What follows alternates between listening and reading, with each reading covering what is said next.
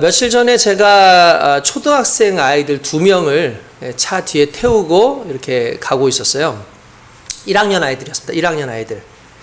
자기들끼리 둘이 앉아가지고 서로 막 대화를 하기 시작하는 거예요. 그러면서 이런 얘기 저런 얘기를 막 해요.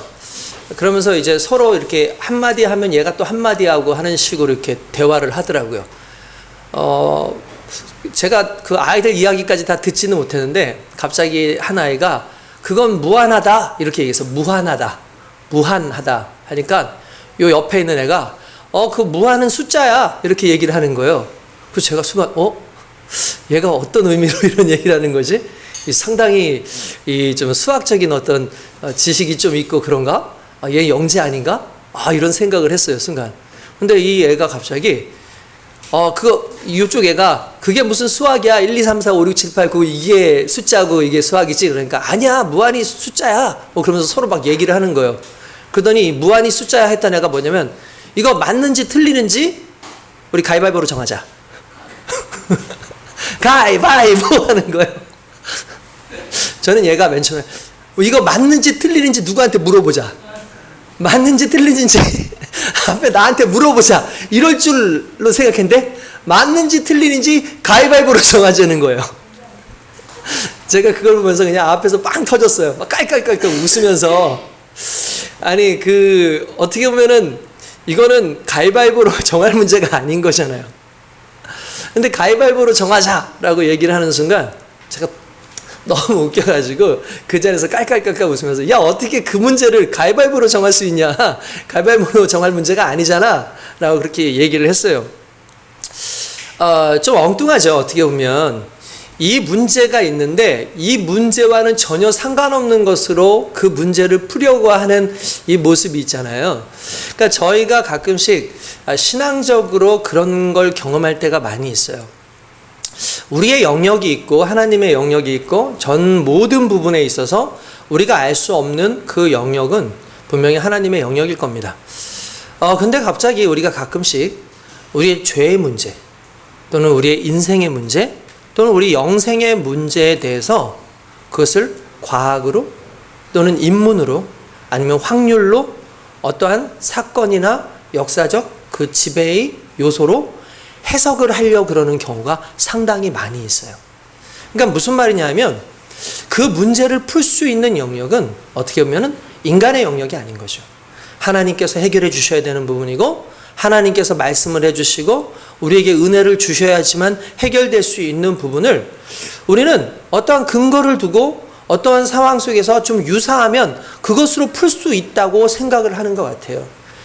결국 하나님의 문제, 인간의 방식으로 풀어가는 답, 이것이 서로 매치가 될 수가 없다라는 걸 우리가 알아야 된다는 거죠. 그래서 하나님께서는 끊임없이 우리에게 무엇을 말씀하시면 기도해라. 그래서 기도해라 라고 말씀하십니다. 그러니까 우리가 인간의 뜻으로 행할 수 없는 부분들에 대해선 하나님께서 주시는 지식이 필요하고 지혜가 필요합니다. 그 영역을 우리는 기도를 통해서 결국 경험하게 되는 거죠. 제가 여러분들에게 기도에 대해서 많은 이야기를 하다 보니까 어느 순간부터 참 좋은 거는 기도가 조금씩 본질적으로 좀 잡혀져 가는 것 같다. 사람들이 이제 기도를 할 때에도 그냥 무턱대고 주시옵소서라고 기도하지 않고 하나님의 뜻을 묻는 기도를 행하기 시작을 했다. 이건 상당히 참 좋은 부분인데 그러다 보니까 자신의 삶 가운데 있는 모든 문제 하나하나를 기도하기보다는 그냥 넘어가는, 기도하지 않고 그냥 하나님의 뜻만 구하는 뭉뚱그려진 기도를 할 때가 많이 있다는 것을 발견하게 됩니다. 그러나 분명한 사실 하나는 기도는 단순히 간구하는 것을 넘어서 하나님께 나의 삶을 드리는 행위고 하나님께서 원하시는 내가 어떻게 살아가는지에 대한 정확한 답을 구하는 하나님 앞에 나의 질문이기도 하고 또 하나님 앞에 나의 고백이기도 합니다. 그렇기 때문에 저와 여러분들이 지속적인 기도를 해야 될 줄로 믿습니다. 오늘의 본문의 말씀은 아마 그런 말씀일 거예요. 우리가 기본적으로 기도를 한다면 어떻게 기도해야 되는가? 마태복음 5장에서부터 마태복음 7장에 이르기까지 일반적으로 그 말씀을 산상수훈이라고 이야기를 합니다. 산상수훈이라는 건 예수님께서 이제 그 당시 높은 산은 아니었겠죠. 약간 좀 언덕둔덕 같은 그런 곳에 수많은 사람들이 오니까 다 앉혀놓고 거기서 설교를 하시기 시작합니다. 그래서 그 설교를 그들이 듣고 이게 기독교의 핵심이다. 이게 우리 예수 믿는 사람들의 핵심이다라고 말한 게 이 산상수훈이에요. 그래서 5장 같은 경우는 산상수훈이 쭉 나오죠. 그래서 팔복에 대한 이야기가 나옵니다. 그러다가 이제 산상수훈의 후미 거의 마지막 부분에 가서 나오는 내용들이 실은 오늘에 나오는 내용들이에요. 그러면서 기도에 대한 문제를 이야기해 주시고 기도에 대해서 알려주시는 게 실은 오늘 이 내용입니다. 그러면 오늘 이 내용 속에 있는 조금 더 깊은 의미를 좀 살펴보면 좋겠다라는 생각도 들고 예수님께서는 과연 우리에게 어떻게 하기를 원하시는가를 좀 살펴보기를 원합니다. 할렐루야. 오늘 우리가 세 가지 중요한 문장을 발견합니다. 뭐냐면 구하라, 찾으라, 두드리라. 네, 아멘. 그래서 이거를 원래 영어로 하면은 구한다는 건 ask예요. 그리고 찾는다는 건 seek이고, 그리고 두드린다라는 말은 우리가 잘 아는 노크한다라는 때 노크와 똑같은 말을 씁니다. 그래서 뒤에 KKK가 불어서 기도의 3K라고 일반적으로 그렇게 불려요. 그래서 이 단어는 상당히 유명한 부분입니다. 그래서 구해라, 찾으라, 두드려라 이 말을 많이 합니다. 게다가 이것을 구하고 찾고 두드린다라는 것을 우리는 어떤 한정적인 문제가 생기면 구해라, 어떤 상황이 생기면 구해라, 두드려라, 찾아라 라고 얘기하기 쉽지만 실은 헬라어에서 구하라, 그리고 찾으라, 두드리라는 말은 현재 시제거든요. 현재 시대는 반복을 의미해요. 그러니까 무슨 말이냐면 그냥 어떤 상황이 끝났어. 그럼 더 이상 구하지 않느냐? 그게 아니라는 거예요. 반복적으로, 지속적으로. 그럼 여러분, 그러면 벌써 기도의 내용이 좀 달라지겠죠. 당장에 내가 오늘 쓸 거 구하는 걸로 끝난다면 그 기도 더 이상 안 할 거예요. 근데 그게 아니라는 거죠. 계속해서 구하고, 계속해서 찾고, 계속해서 우리가 두드리는 것. 그게 평생에 가야 될 하나님과의 나와의 삶 가운데 그 기도의 모습으로 있는 게 도대체 무엇이냐? 라는 것을 오늘 저와 여러분들이 발견해야 될 줄로 믿습니다. 여러분, 그렇기 때문에 이 부분을 좀 깊이 좀 생각해 봐야 된다라고 볼 수 있어요. 일단 구한다, 그리고 찾는다, 손으로 두드린다라는 말은 점층적인 거예요. 점증적인 거예요. 이게 무슨 말이냐면 성경은 세 개의 다른 단어를 쓴다든지 세 개의 다른 내용을 쓰면 서로 다른 내용인 경우도 많지만 간혹 가다가 점층법, 흔히 말하는 점점 증가하든지 또는 점점 감소하든지 이런 내용으로 쓰기도 해요. 그러니까 뭐 우리가 잘 아는 대로 복 있는 사람은 악인의 꾀를 따르지 아니하고 죄인의 길에 서지 아니하고 오만한 자의 자리에 앉지 아니하고 이러잖아요. 그러면 제일 먼저 죄인들은 복이 없는 사람들, 흔히 말하는 하나님을 모르는 사람들은요, 죄인의 길을 따라가요. 어느 순간부터. 그러다가 죄인이 멈춰 있는 곳에 멈춰요. 고정되는 거죠. 그리고 죄인이 앉는 그 자리에 눌러 앉아요. 무슨 말입니까? 그것을 삶의 형태로 바꿨다는 뜻이에요. 그러니까 이런 식으로 죄도 하나씩 조그맣게 시작하다가 점점 구체적인 죄로 가듯이 오늘 이 내용도 처음에 구한다라는 건 입으로 구하는 겁니다. 그죠? 내 입으로 구하는 거예요. 그러다가 입으로 구하는 이 기도가 어느 순간 눈으로 찾기 시작해요. 그리고 그 단계에서 손으로 직접 두드리는 단계가 오는 거죠. 무슨 말입니까? 내가 처음에는 그냥 입으로 구하는 상태가 옵니다. 그냥 말로만 해요. 하나님 이거 하시고 이거 해주시고. 근데 어느 순간 그 부분을 우리가 찾기 시작하는 거예요. 내 눈으로 찾기 시작하죠. 이거는 간단하게 말해서 시선이 바뀌는 거예요. 내 입술이 어느 순간에 입술이 변화되면 하나님께서 나의 시선을 바꿔주시는 겁니다. 그리고 난 다음에 시선이 바뀌게 되면 어떤 역사가 일어나냐면 찾기 시작하는 거예요. 내가 갔다면서 구하기 시작하는 거예요. 구한다라는 걸 다른 말 두드리기 시작하는 거예요. 행동하기 시작한다는 거예요. 내가 두드리고 내가 움직이기 시작하는 그 단계가 온다는 거죠. 기도는 단순히 머물러 있음이 아니라 내 입술로 부르짖다가 어느 순간 하나님의 은혜를 찾기 시작하다가 어느 순간 그 하나님의 은혜의 삶을 두드리면서 살아가는 귀한 역사로 그렇게 드러나게 되는 줄 믿습니다. 오늘 저와 여러분들에게 이것이 너무나 중요하죠. 구하는 것은 우리가 어떤 것을 꼭 가져야겠다는 마음의 소원을 나타내는 용어인 거예요. 그래서 난 정말 이거 원합니다. 정말 이거 갖기를 원합니다라는 거죠. 또한 찾는다는 것은 이것을 손에 넣기 위해서 구체적으로 행동하는 거예요. 그렇죠? 찾아보는 거예요. 그런가 하면 문을 두드린다는 건 최종적인 목표를 찾아 그것을 손에 넣기 위해서 진전된 노력이 필요하다라는 거죠. 그리고 이것은 점점 이제 뭔가 좀 갈급해지고 좀 더 커지고 거기에 더 중요한 것은 지속성을 요구하게 되는 그러한 우리의 노력이 필요하게 된다는 걸 아시길 주님의 이름으로 축원드립니다. 여러분 그렇습니다.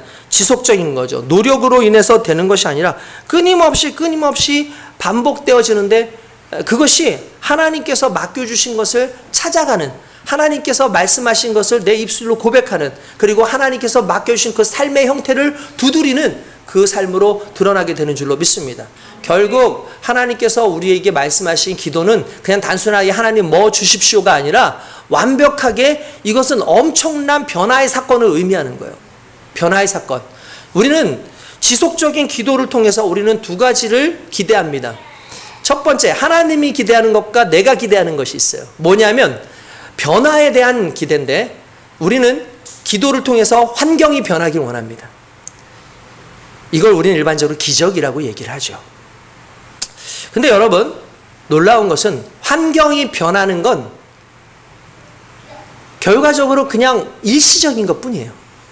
그런데 지속적인 기도 속에 필요한 게 뭐냐면 내가 변하는 거예요.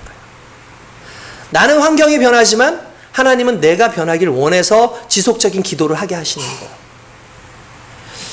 어떤 목사님께서 글을 쓰셨는데 지속적인 기도는 나를 바꾼다라고 말씀을 썼어요. 그러면서 이렇게 얘기를 하시더라고요. 공부를 잘하게 해주세요. 이건 일반적인 순진한 기도다. 그런데 바뀐 기도가 뭐냐? 공부를 좋아하게 해주세요. 그러니까 공부를 내가 잘하게 해주세요 라는 말보다 공부를 좋아하게 해주세요 라는 것이 좀 더 의미가 있는 거죠. 그러니까 내가 공부를 잘하기 위해서는 여러 가지 방법들이 있어요. 그죠? 막 정말 애써가지고 내가 열심히 투자해가지고 하는 부분이 있어요. 근데 공부를 잘할 수 있는 가장 좋은 방법은 공부를 좋아하면 돼요. 공부를 내가 좋아하면 공부는 잘하게 되어 있어요. 하나님을 좋아하면 하나님 좋아하는 신앙을 자연스럽게 하게 되어 있어요. 하나님 잘 믿게 해주세요. 잘 믿게 해주세요는 내 노력이 너무나 많이 들어가요. 근데 내가 하나님을 사랑하게 해주세요. 내가 하나님을 더욱더 좋아하게 해주세요. 하나님의 기쁨을 내가 경험하게 해주세요 라고 하는 순간에 신앙이 자연스럽게 성장할 수밖에 없는 것 아니겠습니까? 그냥 기도의 내용이 좀 바뀔 필요가 있다는 거예요. 그러니까 또 이렇게 기도할 수 있겠죠. 손님을 좀 많이 오게 해주세요.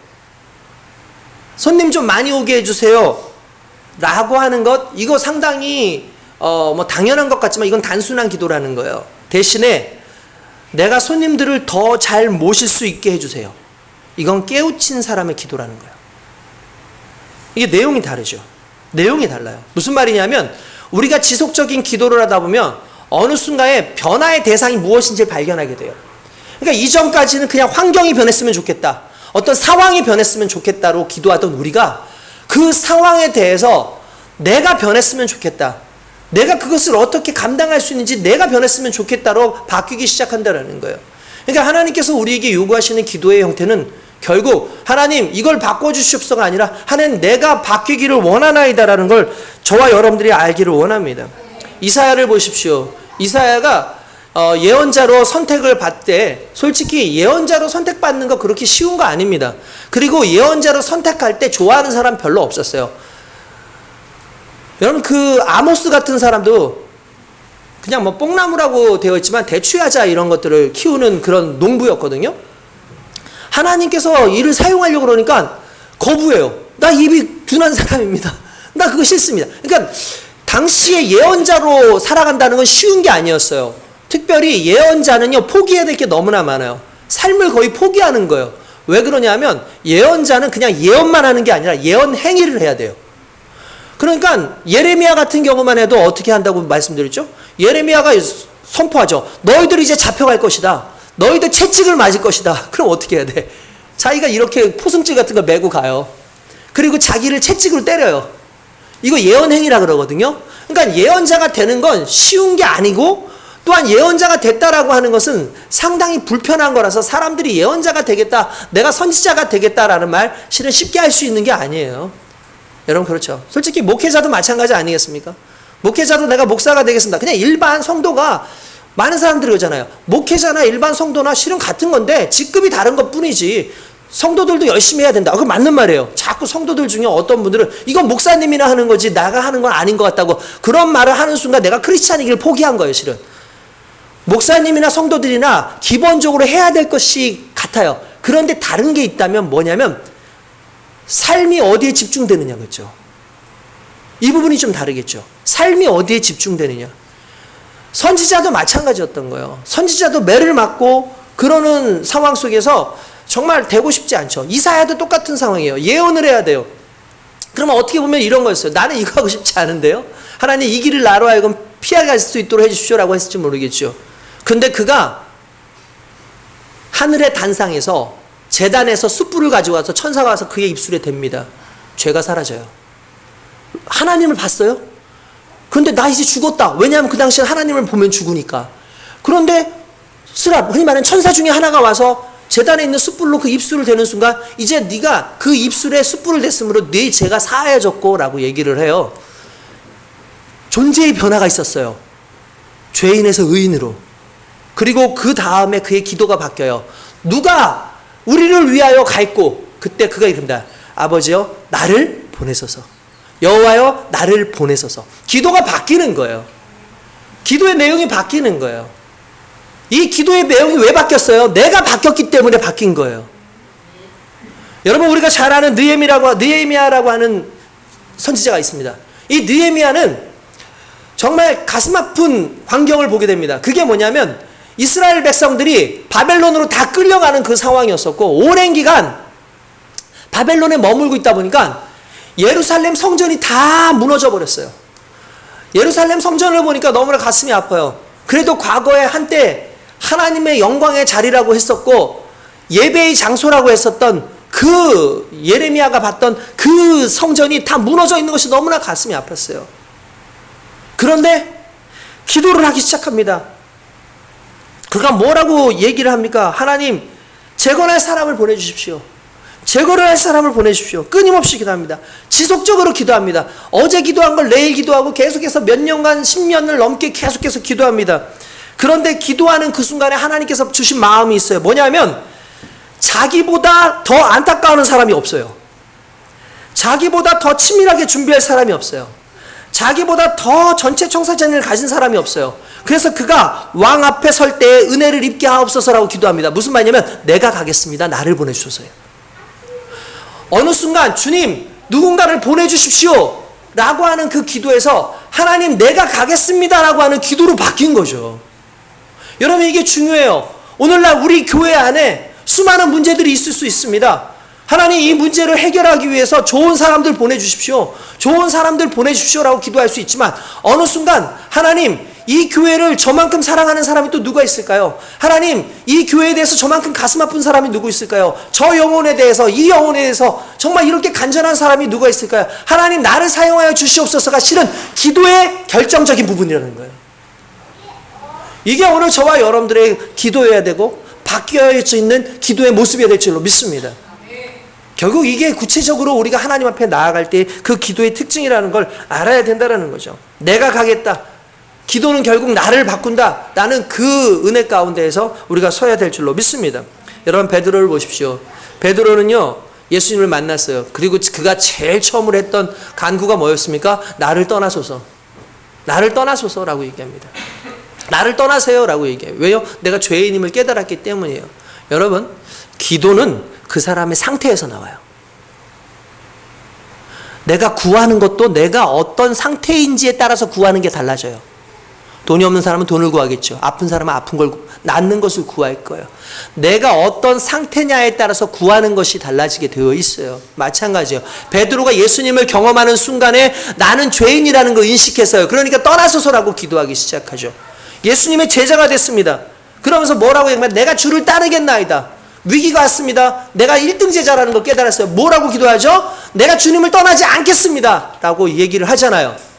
그의 기도가 그렇게 변했어요. 근데 문제는 결국 주님을 배신해요. 떠나가요. 그런데 예수님께서 다시 오셔가지고 그를 변화시키시고 만지시고 너 나를 사랑하니? 너 나를 사랑하니? 할 때 그의 기도는 이거였어요. 주님만이 아십니다. 더 이상 나는 아무것도 아닙니다. 나에게는 아무것도 무언가를 할 수 있는 상황이 아니에요. 이제 나의 주권, 나의 모든 것은 주님이십니다. 주님만이 아십니다까지 변화되는 과정 속에 수많은 기도가 달라졌고 수많은 자신의 존재가 달라진 것처럼 여러분들이 지속적인 기도를 할 때마다 하나님과 나와의 관계가 설정이 되고 내가 하나님 앞에서 어떤 기도를 하게 되는지 나 스스로를 알게 되는 거예요.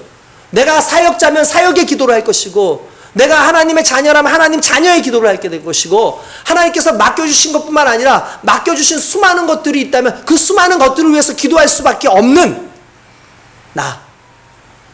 이게 지속적인 기도를 통해서 나타나는 우리의 모습이라는 거죠.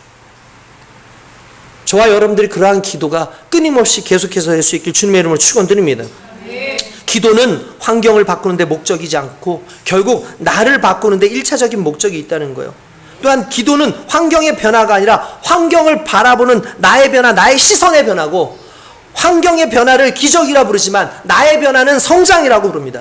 그래서 기적은 일시적이지만 성장은 지속적이고 우리는 일시적인 기도를 하기 위해서 구하고 찾고 두드리는 인생이 아니라 내가 하나님의 시선을 가지고 변화되는 그 모습으로 살기 위해서 끊임없이 구하고 끊임없이 찾고 끊임없이 두드리는 그 과정 속에서 하나님의 자녀로 살아가게 될 줄로 믿습니다.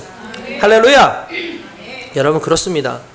환경이 변하는 거 그거 솔직히 중요하죠. 왜냐하면 그러면 내가 편해질 수 있으니까 마음은 든든해질 수 있으니까. 근데 환경은 끊임없이 바뀌어요. 끊임없이 바뀌어요. 결국 내가 어떤 존재냐가 달라지는 거예요. 여러분들 믿는 자라면 흔들리지 마십시오. 세상의 것, 이방인의 것을 구하지 말라고 성경은 얘기하십니까? 야, 이거는 이방인들도 구하는 것이야. 무슨 말입니까? 이방인들도 기도해요. 그러니까 예수 안 믿는 사람들도 기도한다고요. 예수 믿는 사람도 기도해요. 근데 두 기도가 똑같아서 되겠습니까? 근데 문제는 수많은 사람들이 예수 믿는데도 불구하고 예수 믿지 않는 사람의 기도와 같은 방식으로 기도한다는 거죠. 이게 우리의 편협함이고 어떻게 보면 우리에게 있는 인간의 얄팍함이에요. 우리 사모님께서 며칠 전에 저에게 그 영상 하나를 보내주셨어요. 그 영상이 뭐냐면 탤런트 중에서 데프콘이라고 하는 사람이 있습니다. 아시죠? 네. 그리고 광희라고 해가지고 한가인가 이 두 친구가 어떤 뭐 패널로 나온 건지는 잘 모르겠어요. 그냥 그 짤막하게 나오는 거라 그냥 그 둘이서 뭐 대화를 하는데 갑자기 데프콘이 그래서요. 아, 내년이 청룡회예요, 형님. 약간 유재석이 나오더라고요. 그러니까 갑자기 근데 제가 청룡띠예요. 이렇게 얘기를 하는 거예요. 저는 청룡 그러면 MBC 청룡밖에 몰라서 이 청룡띠예요. 뭐 이렇게 얘기하니까 갑자기 강희가 저도 청룡인데 용띠인데 그렇게 얘기를 해요. 뭐 띠야 뭐 우리나라 사람들 솔직히 예수를 믿든 안 믿든 뭐 띠는 다 아니까 내가 언제 태어난지 그냥 태어나면 그때 그 띠를 가지고 있으니까 그냥 알잖아요. 근데 데프콘이 갑자기 형님 그런데 제가요 그 청룡의 해가 되면은 제가 날삼재예요. 날삼재 그렇게 얘기를 하는 거예요. 날삼재 들어보셨어요? 날삼재? 모르겠죠? 삼재도 모르는 사람한테. 그러니까 삼재라 그래서 그냥 재수 없는 그 상황들이 내게 이렇게 끼는 거, 뭐 흔히 말하는 야 내가 마가 꼈어, 뭐 아기 꼈어, 뭐 애기 꼈어, 뭐 이런 식으로 뭐 말하는 그런 어쨌든 삼재라고 하는 그런 게 있어요. 날삼재가 뭐냐면 이제 그 삼재가 떠나가는 그 시기를 날삼재라 그런데요. 날삼재, 형님, 제가 이제 날삼재예요. 뭐 이렇게 얘기하면서, 그래서 내년에는 기운이 좋을 것 같고, 이렇게 얘기하니까 갑자기 광희가, 예수 믿는 사람이, 그런 소리를 하냐고.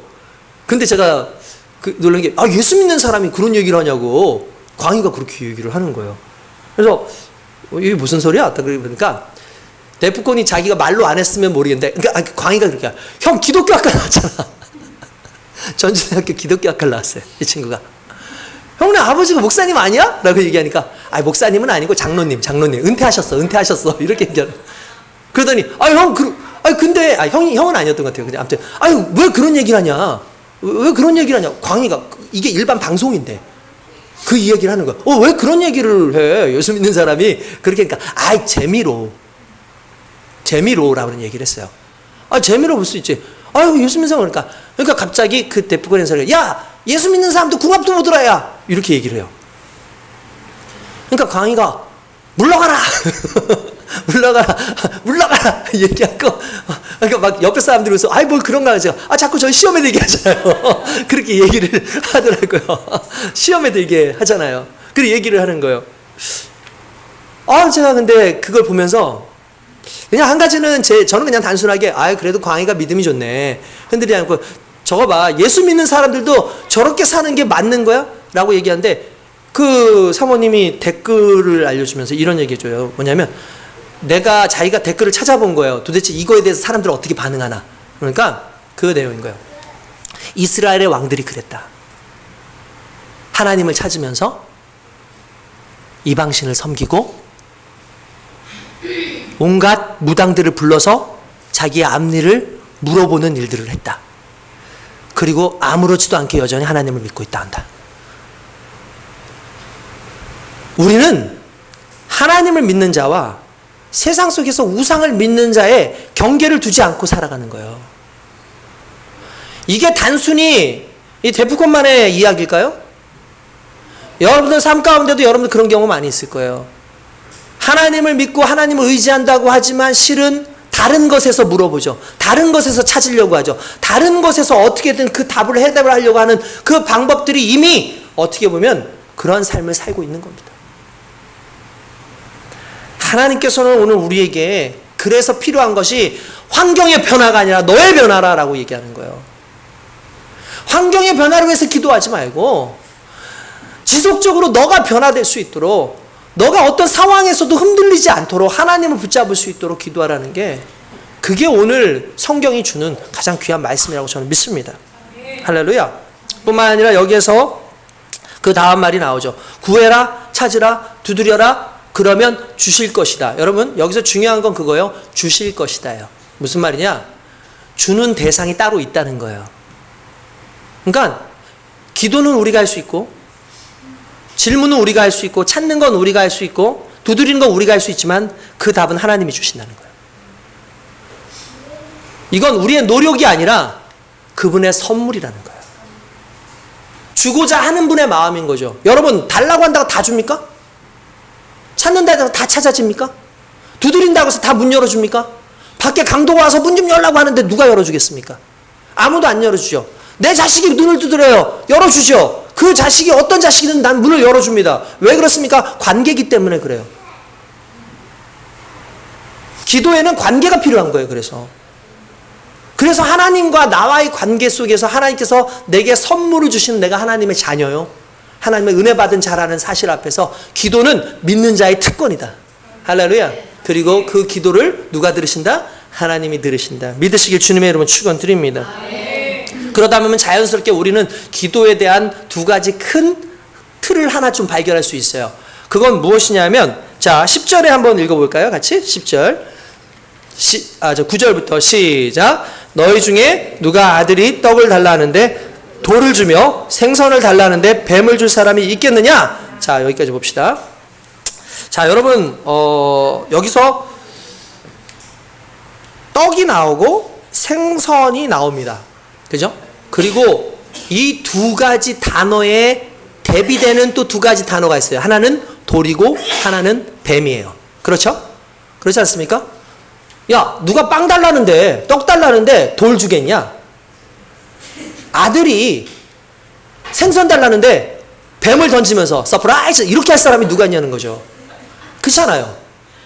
그러니까 생선 달라는데 누가 뱀을 주겠냐 이거잖아요. 그런데 여기서 나오는 그 비유를 저는 조금 더 영적으로 해석했으면 하는 그런 마음이 생겼어요.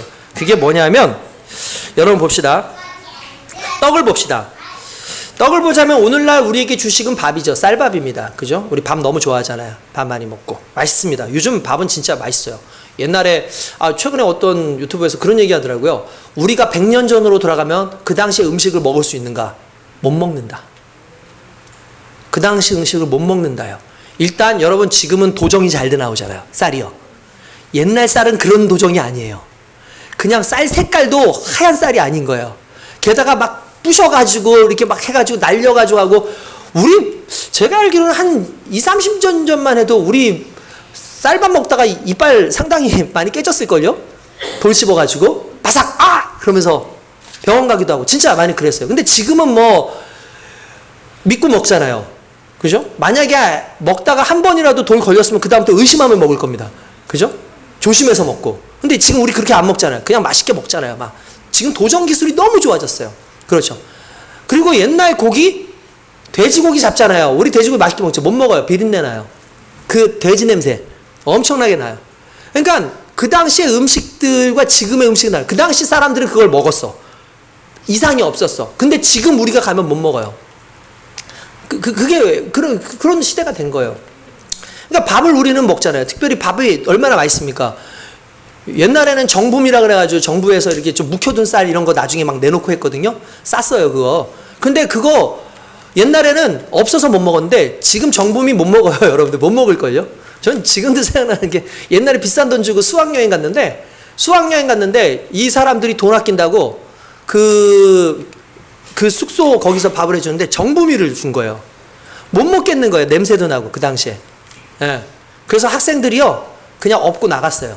단체로. 그 다음부터 일반미가 나오는 거야. 일반미가 지금 먹는 쌀. 막 그랬던 적도 생각이 나요. 그러니까 여러분 다른 걸 얘기하는 게 아니죠. 지금의 시기와 그 시기에는 상당히 달랐고 지금 많이 달랐고 어쨌든 우리는 쌀을 먹어야 돼요. 그게 주식이에요. 예수님 당시엔 그럼 뭘 먹었을까요? 네, 떡을 먹었어요. 그러니까 성경은 떡이라고 말하지만 실은 빵이에요. 빵입니다. 구운 빵이에요. 주식은 구운 빵입니다. 특별한 의식을 제외하고 빵은 대부분 이스트, 우리가 하면 누룩, 효모라는 걸 넣어가지고 부풀려가지고 맛있게 먹어요. 근데 이스라엘은 지질 구조상 돌하고 빵하고 비슷하게 생겼어요. 돌덩이하고 빵하고 비슷하게 생겨요. 그래서 예수님께서 광야에서 시험을 받으시던 그때에 이 돌을 가지고 떡을 만들어서 먹어라 라고 말씀하셨던 이유, 그 마귀가 이야기했던 이유가 실은 아무런 관계가 없는 게 아니라 실은 유사성이 있기 때문에 그런 거예요. 돌과 떡이 비슷하게 생겼었어요. 근데 여러분 보십시오. 비슷하지만 같은 건 아니라는 거예요. 떡은 줄인 자에게 유용하고 생명을 주지만 돌은 무용하고 생명을 살리지 못한다는 거예요. 무슨 말이냐면 우리의 기도가 유용하고 생명을 살리는 것에 먼저 있어야 된다는 거예요. 그러면 하나님께서 유용하고 살리는 것에 응답을 하신다는 거죠. 여러분 보십시오. 여러분들이 혹시 기도하는 것이 돌과 같은 것 아닙니까? 그냥 보기에는 좋을지 아니면 그냥 뭐 다른 비슷할지 모르겠지만 여러분들 그런 거 놓고 기도하는 거 아닙니까? 필요와 원함의 차이를 여러분들한테 말씀드렸을 거예요. 하나님 앞에 기도할 때 우리는 나의 원하는 것을 기도하는 게 아니라 필요하는 것을 구합니다. 내가 먹어서 유용하고 살 수 있는 것을 기도하죠. 근데 내가 원하는 것을 기도하는 것은 대부분이 욕심이에요. 난 저 사람보다 돈 더 많이 갖고 싶어요. 난 저 사람보다 이걸 더 잘하고 싶어요. 저 사람이 없는 차가 내가 있었으면 좋겠어요. 저 사람이 있는 그 집도 나와 같은 집이 됐으면 좋겠어요. 라고 대부분 원함으로 나오는 것들은 실은 내 욕심으로부터 나오죠. 근데 정말 필요한 거, 먹는 문제부터 시작해서 우리의 삶 속에 있는 중요한 유용한 것들을 이야기하잖아요. 달라져요. 그러니까 여러분들 기도의 패턴이 이제는 무용한 것이 아니라 유용하고 생명을 살리는 분야 쪽에 기도하면 하나님께서 반드시 이루어 주실 줄로 믿습니다. 할렐루야. 여러분 그렇죠. 그게 너무 중요하다는 거예요. 또한 생선을 봅시다. 여러분 생선은요 이스라엘에서 자주 먹던 음식인데 자주 먹은 거 생선 그러면 생각나는 게 있죠. 뭐예요? 오병이요. 그죠? 예, 보리떡 5개와 물고기 2마리 이야기가 나오잖아요. 근데 성경에 나오는 그 물고기 2마리 보리떡 5개로 그 지역이 갈릴리 지역이라는 걸 알 수 있어요. 왜 그러냐면 갈릴리 지역이 아닌 이상 물고기를 먹기가 쉽지 않습니다. 예루살렘에는 거의 물고기를 먹을 수가 없어요. 갈릴리는 호수고 거기에서 물고기를 잡기 때문에 물고기를 먹는데 그 물고기도 그냥 좋은 물고기가 아니라 잡어예요. 잡어. 그냥 남는 물고기들 있죠. 막 좋은 물고기들은 고관 대작들한테 바치거나 비싸게 팔고 작은 물고기들은 떠리로 시장에서 팔아요. 그러면 사람들이 그걸 말려가지고 그냥은 못 먹으니까 말려요. 말려가지고 그걸 구워 먹는 거예요. 그게 그 당시에 오병이어의 그 잡어 같은 그런 거죠. 맛이 그렇게 있지도 않아요. 제가 전에 말씀드렸던 것 같은데 튀르키예에 갔었거든요. 튀르키예에 가가지고 거기에서 지중해, 튀르키예는 지중해를 끼고 있어요. 지중해에 가서 거기에서 제가 기억나는 게 생선을 주더라고요. 생선 요리가 있어요. 생선 요리가 있는데 우리처럼 무슨 조리를 해가지고 나오는 게 아니라 그냥 생선이 나와요. 그냥 생선이 나오면 그걸 소스를 찍어서 먹는 거예요. 맛이 어떨 것 같아요?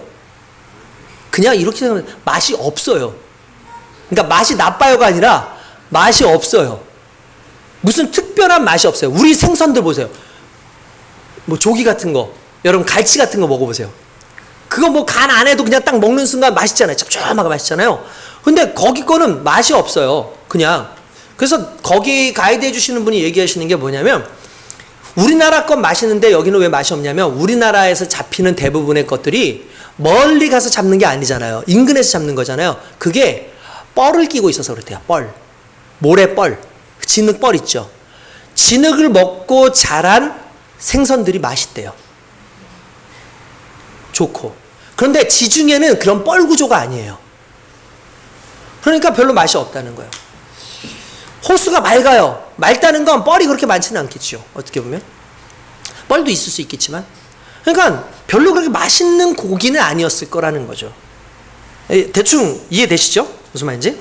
그런데 맛이 어떻든 간에 여기서 생선은 중요한 의미가 있어요. 떡을 유용하다라는 가치로 봤다면 생선은 어떤 의미의 가치가 있을까요, 여러분?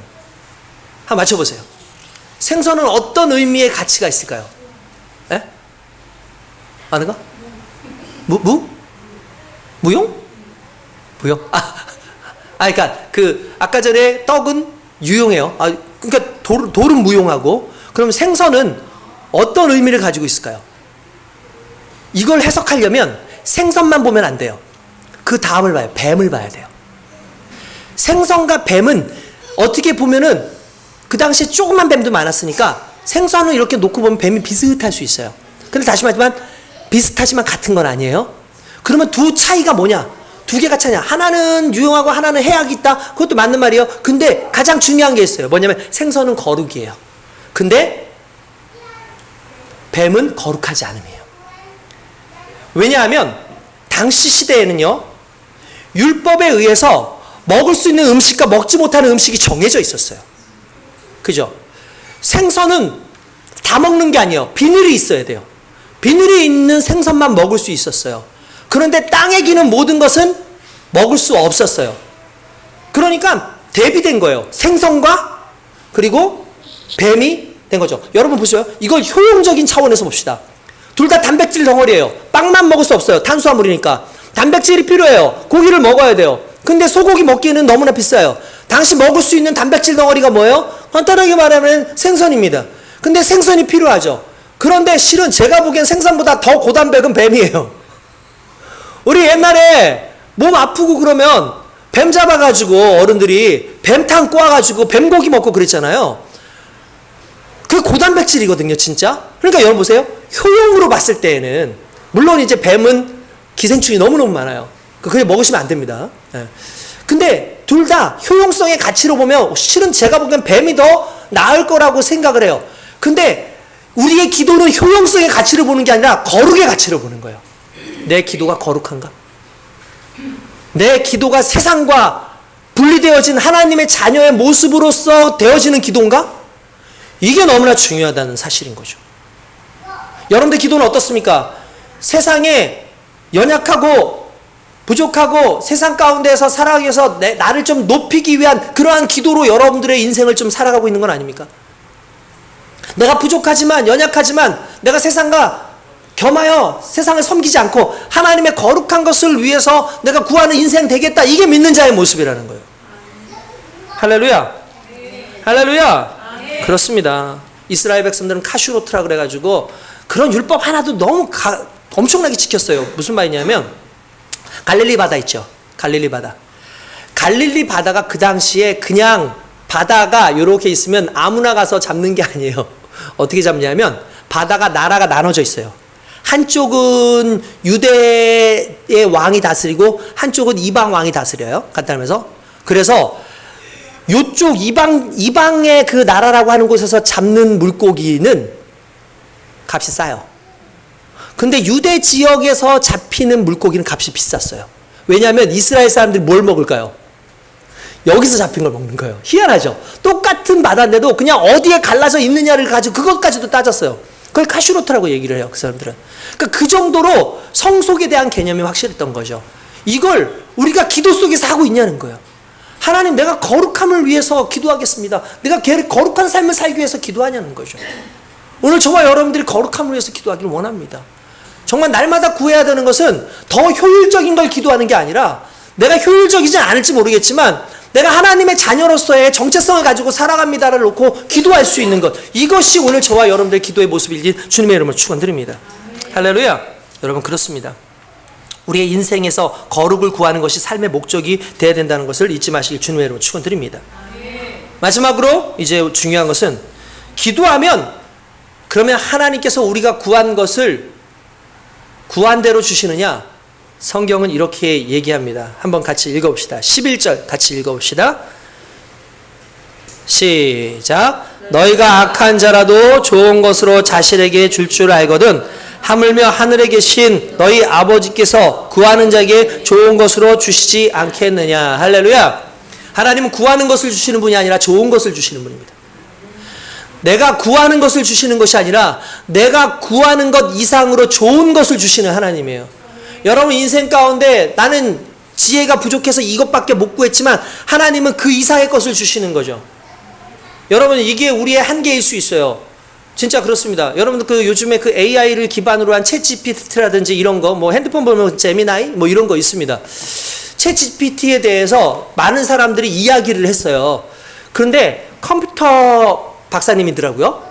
그 분이 나와가지고 했던 얘기가 저는 아주 인상 깊어요. 뭐냐면, 교수님, AI가 와서 너무 좋으시겠어요? 라고 얘기하니까 옆에 흔히 말하는 AI를 전혀 모르는 사람이 AI 있으니까 뭐 물어볼 때 질문하면 대답해서 좋아요 라고 얘기했어요. 그러니까 갑자기 이 교수님 뭐냐면, 저한테 AI는 엄청난 비서인데 비서 10명을 둔 것 같아요 라고 얘기했어요. 비서 10명을 둔 것 같다는 거예요. 그냥 우리는 물어보는 데만 하잖아요. 그냥 뭐 물어보는 거잖아요. 그냥 뭐 해서, 야, 뭐 맛집 중에 하나 좀 알려줘. 뭐 이런 거. 이게 무슨 뜻이야? 알려줘봐. 이거 영어로 좀 해석해줘. 이 정도 선을 쓰잖아요. 그 사람은 아니에요. 프로그램에 필요한 모든 자료들을 거기서 달라고 얘기하더라고요. 그러면서 딱 한마디예요. 그 사람의 수준이 어떠냐에 따라서 질문이 달라진다는 거예요. 그 사람이 가지고 있는 능력치에 따라서 그 AI를 사용할 수 있는 그 범위가 달라진다는 거예요. 하나님의 영적 능력을 활용하기 위해선 내가 하나님의 영적 능력 얼마만큼 있느냐에 따라서 그 기능이 달라지는 거예요. 어떤 사람은 하나님께서 주시는 그 영적인 은혜와 능력을 무한하게 쓰는 사람이 있는가 하면, 어떤 사람은 그 무한하신 하나님이 계시는데도 불구하고 결국 그냥 내 삶 먹고 사는 데만 기도하는 걸로 멈추는 사람이 있어요. 왜 그래서 그 사람의 수준이 거기까지인 거예요. 지속적으로 기도하고 지속적으로 구하는 이 인생을 살아가는 이유는 내가 성장하고 성숙해지고 하나님께서 주시는 그 은혜의 활용법, 하나님 앞에서의 그 기도의 활용법을 더 증대시키는 거죠. 그리고 그 증대시킬 때 내가 구한 것이 아니라 내게 더 좋은 것으로 주시는 하나님인 줄로 믿습니다. 근데 누가복음 11장에 누가복음에 보면은 뭐라고 나와 있죠? 여러분들 아실 거예요. 누가복음에 보면은 똑같은 내용이 나오거든요. 근데 여기선 좋은 것이라고 되어 있지만 거기는 구하는 자에게 성령을 주시지 않겠느냐라고 나와요. 할렐루야. 무슨 말인지 아십니까? 너희가 육적인 것을 구했는지 모르겠는데 문제를 해결하는 건 결국 영적인 성령의 역사야. 여러분들의 구하는 것이 무엇이어야 되겠습니까? 여러분들의 삶 가운데 결국 여러분들에게 삶의 정답으로 주시는 분이 누굽니까? 성령께서 우리의 인생 가운데 가장 큰 문제를 해결하실 줄로 믿습니다.